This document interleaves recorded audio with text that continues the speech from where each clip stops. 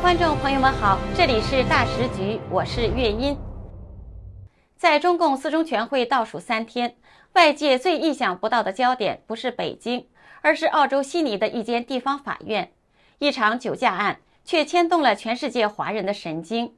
主角叫杨兰兰，她没有出庭，却让法庭外挤满了90%华人旁听者。她没有说一句话，却让舆论爆炸了。10月17号，他的律师正式向悉尼地方法院证实，正在与检方进行认罪协商。这意味着什么？意味着这起看似单纯的酒驾案正在走向现实的转折点，而在舆论的眼中，它更像一场政治风暴的信号。为什么一宗交通事故能让华人社群、媒体甚至中共内部都如此敏感？因为这个名字背后牵出的不只是法律问题，还有权力、资金以及一场关于身份的巨大疑问。他开着价值150万澳元的蒂芙尼蓝劳斯莱斯，住豪宅，请得起顶级律师，却几乎查不到任何过往的资料，没有人知道他的真实背景。网上流传的版本越传越离奇，甚至被怀疑牵扯到中南海家族。巧的是，这一切发生在四中全会召开的前夕，会议延期，舆论放大，媒体爆料。一桩悉尼的车祸突然被推上了政治的风口，是偶然还是布局？是他惹上了风波，还是风波找上了他？接下来我们就带您看清这场从法庭延烧到政坛的真实风暴。10月17号上午，澳洲悉尼唐宁中心的地方法院对杨兰兰案进行了第3次提讯。他涉嫌酒后驾驶豪车，并造成他人重伤。案件的最新进展是，被告杨兰兰没有亲自出庭，他的律师科恩证实正与检方进行认罪协商，并以此为由申请再次延期。法院批准下次开庭定于11月14号。整场提讯时间持续不到10分钟。提讯开始后，科恩律师表示，10月15号已经以电邮的方式向法院提出休庭请求，理由是需要时间与检方进行认罪协商。他在法院陈述，这是合理的步骤。目前，认罪协商正在进行一个2步骤的程序。第一阶段为非正式认罪步骤，控辩双方就认罪提议达成初步接纳，此阶段预计耗时约2周。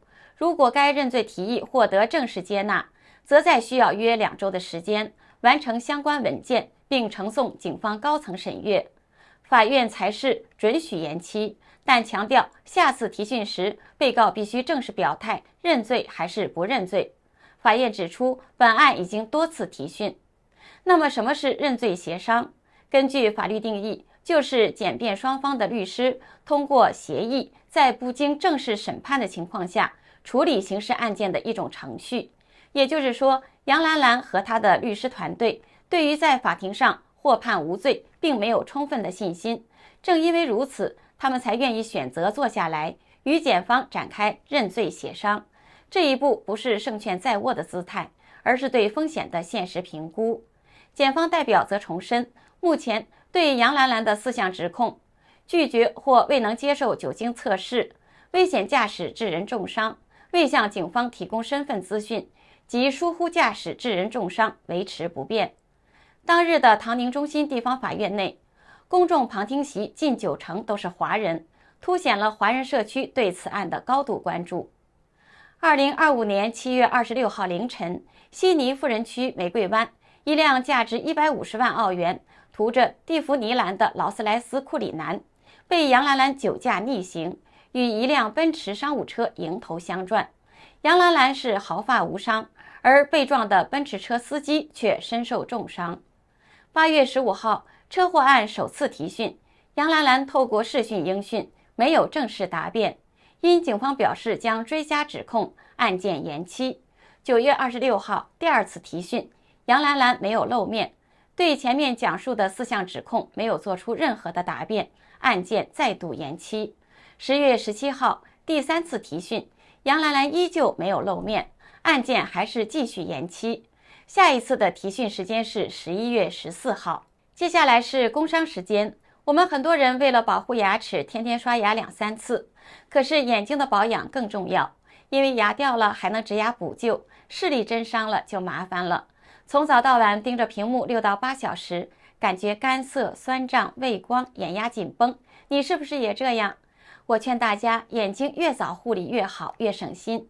推荐给大家一个小东西，一个非常好用的冷敷眼贴，贴上去大概3分钟，我就明显的感觉到眼睛放松下来了。这个眼贴里面有3种植物萃取成分，贴上去清清凉凉的，可以帮你缓解蓝光带来的压力，维持泪膜滋润。有86%的人反馈使用了之后更放松、更滋润。那么怎么用更到位呢？如果你是日常保养，可以每周2到3次给眼睛做个小 SPA。如果眼睛已经明显的干涩，或最近用眼很多，可以增加使用的频率。白天用2到4片分时短贴，晚上6片连贴6到8小时睡一觉。这个眼贴在工作、睡觉时都可以用。我的很多同事就是直接贴着工作，一开始会流泪，适应后就可以了。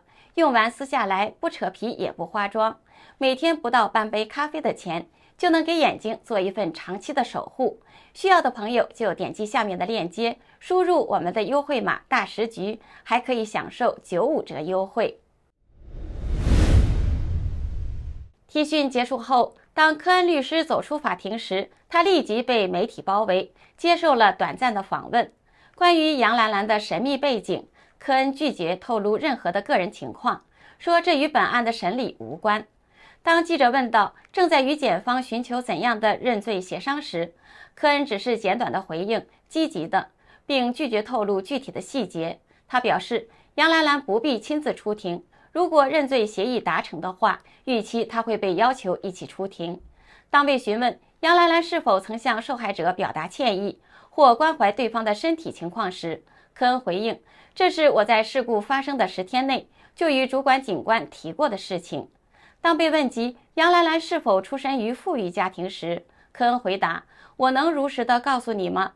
那与我为她做的事情完全无关，因此我从未问过。当被记者反问，你从未问过她是否与中国共产党有联系吗？科恩则表示，请告诉我为什么这与我在法庭上为她要做的事情有关。当记者进一步追问杨兰兰是否持有外国护照或双重国籍时，以及她是否知道网上关于杨兰兰的身份和她是谁的各种猜测时，科恩就是一问三不知了，说这些问题与案件本身毫无关联，还说自己有不看媒体的习惯。对于本案在媒体与华人社区中引发的强烈关注，科恩也坦言感到困惑。他说，曾经代理的中国影星高云翔案情应该更加严重，都未曾引起如此高的热度。这次大家对此案的感兴趣程度让他有点不解。科恩曾是中国影星高云翔的律师，高云翔在2018年被控在香格里拉饭店性侵一名女子，案件持续2年，最后高云翔获判无罪，而杨兰兰全网查无此人。可是他却能够开豪车住豪宅，还能请得起名律师，正因为他如此神隐，网友才非要把他挖出来。其实科恩律师肯定是知道杨兰兰的基本身份的，只是面对记者的提问，回答的是滴水不漏。据《每日邮报》披露，科恩曾向法院申请更改保释条件。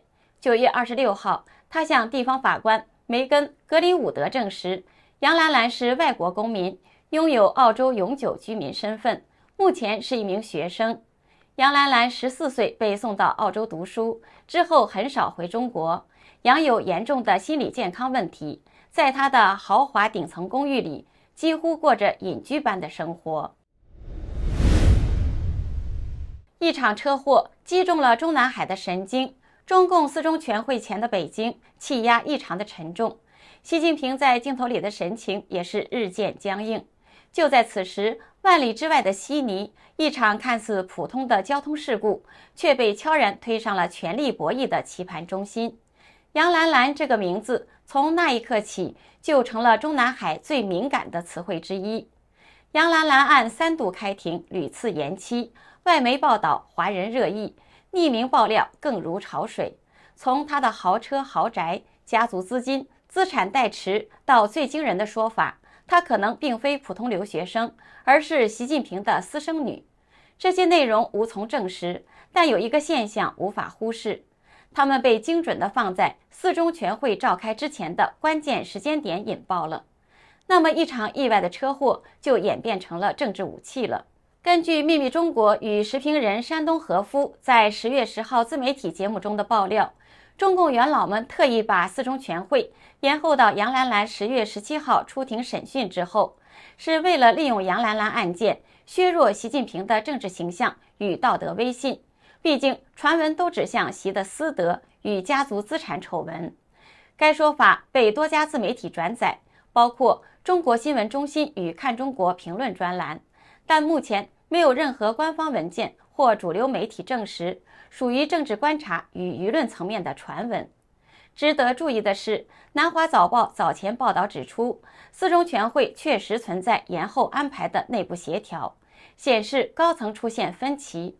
同时，有分析指出，杨兰兰案的爆发时间点、舆论节奏与政治会议时间异常吻合，有可能被特定派系利用，作为针对习的舆论施压。在这场信息战里，杨兰兰被推上风口，成了对习近平最致命的舆论杠杆。每一条杨兰兰的传闻都像是精准设计的政治子弹，击穿习核心的形象防线。表面上，习近平仍是三位一体、党政军的最高领导，但实际上他的权力正在一点点被抽空，军权旁落于张又侠，政权被元老们集体牵制，而如今连舆论战场都不再听他的指挥了。杨兰兰案成了压倒习近平的那根公关稻草，一场看似偶然的司法事件正在被利用成为党内对习近平发动的舆论攻势。时评人山河东夫讲述了他透过战友管道获得的内幕，内容是以习近平亲信王小洪的口吻具体化了先前在网络上盛传的传闻。杨兰兰的真名叫席明兰，2002年出生于杭州，她的母亲是杭州小百花越剧团演员杨晓云。2002年初，时任福建省省长的习近平在杭州调查文化事业时，对杨晓云一见倾心。在王小洪的安排下，习与杨在杭州浙江宾馆共进晚餐，同桌的还有赖昌星的妹妹小白。在饭局上，杨晓云曾称赞习近平：“您的手又大又厚，未来一定能手握大权。”饭局结束后，习与杨在西湖国宾馆进一步探讨工作。之后，杨晓云就怀孕了，孩子于2002年底出生，取名席明兰。对外用杨兰兰的名字掩护。爆料人称这是习的第5个孩子，并透露习为每个孩子准备了3000亿美元的财产，来自家族基金，主要为海外投资回报。精彩的故事版本在网络上以惊人的速度扩散，没有人能证实杨兰兰的身世，也没有人能否认这起事件的政治价值。在北京的权力版图上，它或许只是棋盘上的一枚棋子，但这枚棋子刚好被推在了习近平最脆弱的那一格。中共四中全会的议程还没公布，但整个政治圈都在等，看看那场来自南半球的车祸究竟会不会成为一场真正的权力事故。这里是大时局，感谢您的陪伴与思考，请订阅分享并打开小铃铛，一起在动荡中坚守真相，在黑暗中点燃希望。